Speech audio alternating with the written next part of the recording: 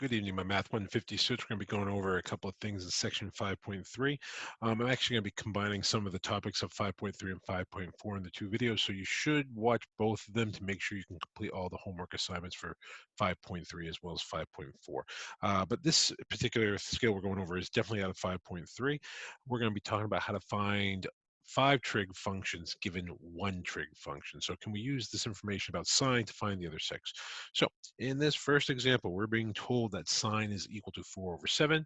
It's in quadrant 1, and we want to find the trigonometric values of all the other 5 trig functions. So the first thing you want to remember is that we are dealing with sine in this example. And basically, anytime you're dealing with sine, that's just a shortcut way of saying that the opposite side of angle x over the hypotenuse is equal to 4/7. So what we can do from this is we can say, okay, well, that's like saying that the opposite side is really going to have a value of 4. At least for our purposes, we can say that. And then the hypotenuse can take on this value of 7. Ooh, sorry about that. Take on this value of 7. If we know those two things, we can now put it together to find a drawing. And to me, once you've got a drawing, you're home free. Okay, that's the best thing we can do. So we know we're in quadrant 1. It tells us that right here. So what I want to do is I just want to draw a angle in quadrant 1. This doesn't have to be drawn to scale. Remember, we're going to go straight to the x-axis when we do this.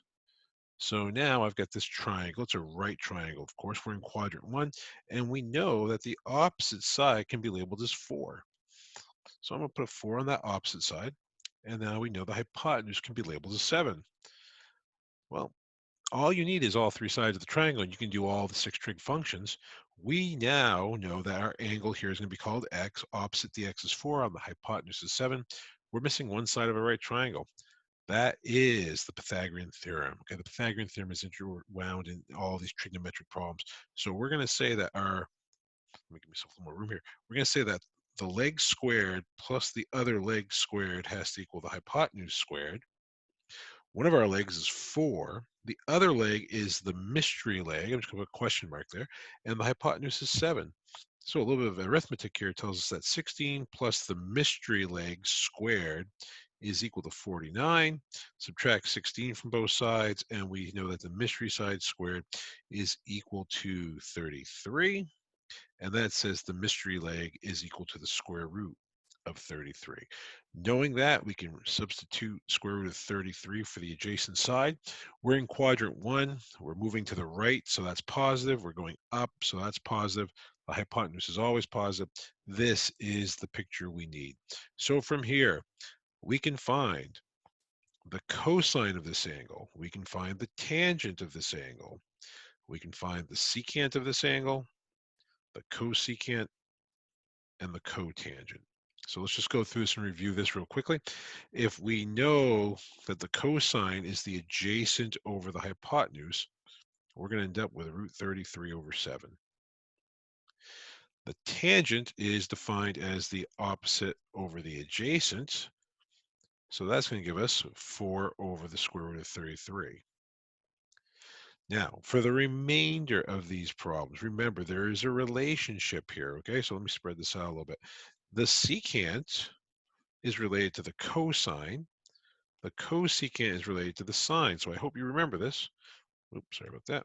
What we know is that the secant is really the reciprocal of the cosine. They're the exact same thing. So I know the cosine is root 33/7. So the reciprocal of that would be 7 over the square root of 33. So again, just a shortcut of writing the reciprocal of cosine. That's all secant is. So again, 7 over root 33. The cosecant is defined as the reciprocal of sine. So now if I know the sine is 4/7 is given to me in the problem, the reciprocal of that is going to be 7/4. So again, the cosecant is the reciprocal of that sine. And the cotangent is defined as the reciprocal of the tangent. So if we know tangent is 4 over root 33, The cotangent is going to be root 33 over 4. And that is one way we can go and we can get all 6 trig functions by just knowing the sign is in quadrant 1. Let's take a look at another example. We're going to try to find, again, the remaining 5 trig functions by giving a couple pieces of information. Here we're told that the sine is 4 over 5 and the cosine is 3 over 5. We're going to change that to the triangle definitions. So that's like saying the opposite side is 4 and the hypotenuse is 5. Cosine is like saying the adjacent side is the numerator. So that's equal to 3, and the hypotenuse again is 5. So it's no surprise they're both over 5. They have the same hypotenuse. Now all we've got to do is figure out where does this go in our triangle. Well, remember, the hypotenuse is always positive. So that can go into any quadrant. So we're looking for the quadrant where the opposite side is a positive number and the adjacent side is a positive number. Well, that's going to be quadrant 1 because the adjacent goes to the right and the opposite goes up. So again, we're just going to draw a triangle in quadrant 1 for this example as well. It doesn't matter where, it doesn't have to be drawn to scale, just has to be labeled correctly. And now we're being told if this angle is theta in this case, and we use that variable a lot for an angle, we now know that the opposite side of theta is 4. We get that from the sine problem. We know the hypotenuse is 5. Notice that comes from both problems. It's got to be consistent. And the adjacent side I could find by the Pythagorean theorem, but I can also just read it from here. It's got to be 3. So once I know all 3 sides of the triangle, I'm good to go. The only trick really to this is making sure you use your negatives right. In the first 2 examples, everything was positive, so we were in quadrant 1. We're going to look at another example when we move out of quadrant 1. We're going to pay a little more attention to that. Anyway, for this one, we now need to find the tangent of theta. Well, tangent's opposite over adjacent. The opposite side is 4, and the adjacent side is 3. While we're doing tangent, we might as well do cotangent as well, because that's going to be the reciprocal. So that's going to be 3 over 4, or the adjacent side over the opposite. We're going to find the cosecant as well. The cosecant is equal to 1 over the sine. Well, that's the reciprocal of what we started with. That's the reciprocal of 4/5. So that's going to be 5/4. And the secant of theta is going to be 1 over the cosine. We were given the cosine in this problem as 3/5. So the reciprocal of that is going to be 5/3. So there's all 6 trig functions from that beginning information.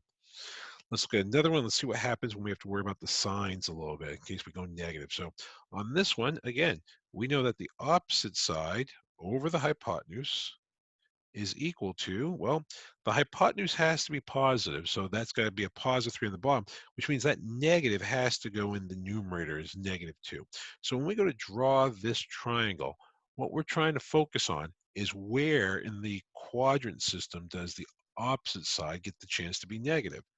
Well, as you're rotating through the triangles, or I should say through the circle, the opposite side is always positive in quadrant 1 because it's above the axis. Same is true in quadrant 2. The opposite side is always positive. So when I start talking about the opposite side being negative, I've got to be in quadrant 3 or I've got to be in quadrant 4. Okay, that's where the opposite side goes down. They're telling us it's in quadrant 3.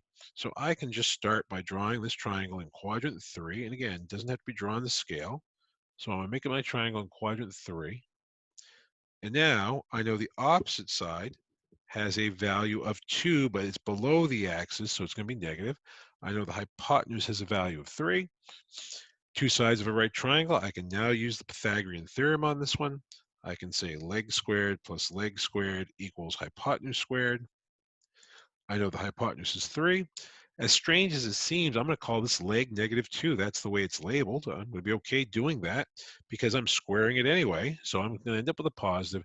And then the adjacent side is the piece I'm missing. So I'll just write ADJ there for adjacent. We're going to work this out. We're going to find out that the adjacent side squared plus 4 has to equal 9. We're going to find out the adjacent side squared is equal to 5, and therefore the adjacent side is the square root of 5. So up here goes root 5. Once I know all 3 sides, getting the other 5 trig functions is going to be a piece of cake. Cosine is the adjacent over the hypotenuse. The adjacent to this angle, which we're going to call x, is our root 5. But remember, this is where the quadrants come into play. This root 5 is actually going to the left. That means I have to assign it with a negative value. Okay, so this is actually going to be negative root 5 over our hypotenuse of 3. While we're doing cosine, we might as well do secant because secant is the reciprocal. So that's going to be 3 over negative root 5. I've got sine already as negative 2/3. Well, that means cosecant will be the reciprocal of negative 2/3. That's going to be negative 3/2. Okay, again, it's just the reciprocal of our sine value. And now I'm going after the tangent of x, and tangent is the opposite over the adjacent. So I'm going to get negative 2 over negative root 5. Of course, negative divided by negative is going to be positive overall, so that's 2 over root 5. Remember, as you're trying to answer your questions in my math lab, sometimes they'll ask you to rationalize the denominator. I think this answer is perfectly okay, but if they ask you to rationalize, it means you've got to multiply root 5 on top and root 5 on bottom, and that will give you the final answer of 2 root 5 over 5. So that answer would be acceptable as well. Last but not least, we've got the cotangent of x. That's the reciprocal of the tangent. I'm going to take our value here of 2 over root 5, and I'm going to make the reciprocal of that, and I'm going to get root 5 over 2. So those are the other values from quadrant 3. Remember, if you're going to the left, you need a negative. If you're going down, you need a negative. If you are the hypotenuse, you are always positive. We'll look at one or two more here just to make sure that you guys are good to go. Here's the next one. We've got some information about sine and cosine. So I'm going to draw this, and I'm going to try to figure out what quadrant it belongs in so I can figure out my positives and my negatives. Again, that's really the key here. So I'm being told that the opposite side is equal to 1, and the hypotenuse can be written as 2 in this problem. That's the sine, opposite over hypotenuse. Then for the cosine, I'm being told the adjacent side is going to be root 3, and the hypotenuse is going to be 2. Keep in mind, hypotenuse has to be positive, so this negative has to be assigned to the adjacent side. So I'm looking for the quadrant where the adjacent side is negative, in other words, I'm going to the left, and the opposite side is positive, in other words, I'm going up.